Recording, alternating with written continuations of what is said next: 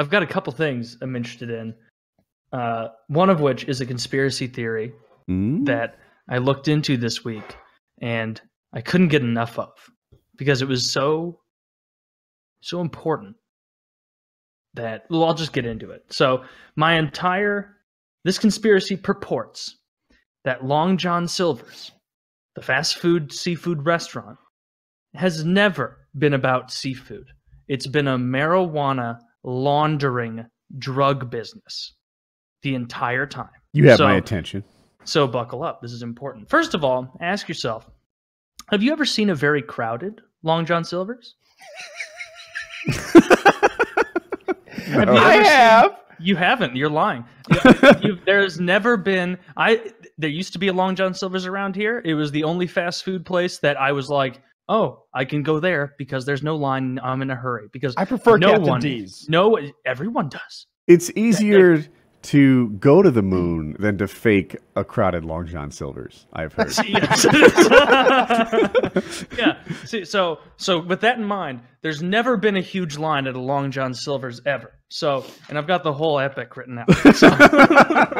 So the history is that Long John Silver's started in 1969 in Lexington, Kentucky, from a man named Jim Patterson, and he wanted to have a seafood restaurant, a popular seafood restaurant. That's what he wanted to do, and he wanted to do it fast food because no one had kind of stormed, no one had done that yet. And so he's like, all right, 1969, fucking, we're starting our seafood fast food restaurant in Lexington, Kentucky. Never quite takes off. Meanwhile, there was a moonshining family only a few miles away that had made a fuck ton of money during Prohibition. But after Prohibition ended, they were struggling, and they were kind of, their ganghold on the area, who knows how big it was in Lexington or in the surrounding areas. Big. It was, maybe, they were starting to lose their hold because income wasn't coming in as quickly. The guy's name was Johnny Boone. And Johnny Boone was the descendant of those moonshiners, the child of them, and he wanted to get his criminal enterprise back up. And so he decided, I'm going to get into marijuana. And so he started the Cornbread Mafia out of Lexington, Kentucky, which was all about bringing weed in, selling it, and making a bunch of money. And they did that for years. And eventually it got to the point where it's like, well, we can't launder this through little, locally owned gas stations and shit or laundromats anymore. It's not going to work. We need to find someone we can launder this through. Who do they find? Jim Patterson, the owner of Long John Silver's. They go, Jim, we got a lot of money. We know that your little seafood restaurant is struggling. How about we help you expand a little bit? And so for the next 20 years, Long John Silver's is expanding across the country. None of them have ever been busy.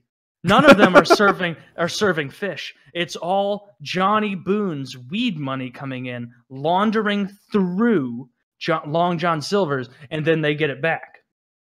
And so they both agreed to it. Jim Patterson is exploding. Long John Silver's is expanding all over the place. Meanwhile, everybody's saying, it's not a very busy place. Food's not very good. That's what people are saying. Ask anyone.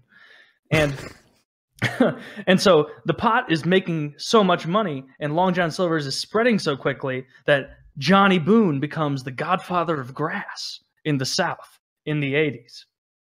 And so in the mid-'80s, the FBI starts looking into Long John Silver's and into Johnny Boone. And they catch Johnny Boone between 87 and 91. That's when the investigation was, and 91 is when they finally nabbed him up. And so they nab him up, they put him in prison, but the Cornbread Mafia doesn't want to stop. They're rolling. They've got lots of pot money. They've got so much pot money that they sponsored commercials for local politicians going against heroin because heroin was getting big at the time, and they wanted the public perception of heroin to be heroin's evil, heroin's bad, heroin will give you AIDS because, the 80s AIDS scare, and associating anything with AIDS in the 80s was a death sentence. And so they were associating heroin with AIDS as much as possible, and that did successfully for a little while in certain regions slow down heroin consumption. And what did that do? Boost up marijuana consumption. And that helps the Cornbread Mafia a lot. And so the crux of this is that Long John Silver's has never, ever been popular.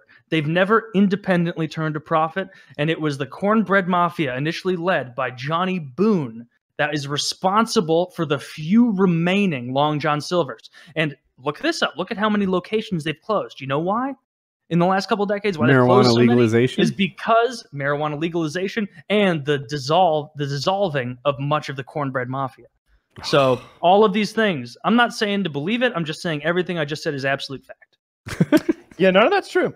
No, that's true. I read it online. The thing about the restaurant not being crowded is true, and that's the foundation of all of it.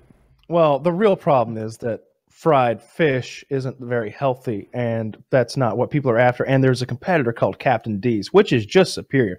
I don't know if you've ever had the deviled crab at Captain D's, but I think my 6-generation long weed smuggling laundering train is a little more Occam's razor. I want to talk more about this deviled crab because my mouth's watering just thinking about it. It's delicious. Fast food crab. Had great seafood today. You should have got I want more. I want more. I'm going back tomorrow. I'm going back fucking tomorrow and getting some more of that. Where did you go today? It was just this hole in the wall place that was just, I've driven past it every day, and I thought they sold like fresh seafood. I was going to go in there and buy some crab to cook at home, but they did like Low Country boil in there. And so Low Country boil is like crab and sausage and corn on the cob and a potato, and I think that was all there was. And it's like covered with like that Old Bay spicy shit and like melted butter. It was incredible. I'm getting a double order tomorrow. Today I just got like one cluster of crab, one potato, one piece of corn, and half a sausage. Tomorrow, double all of that.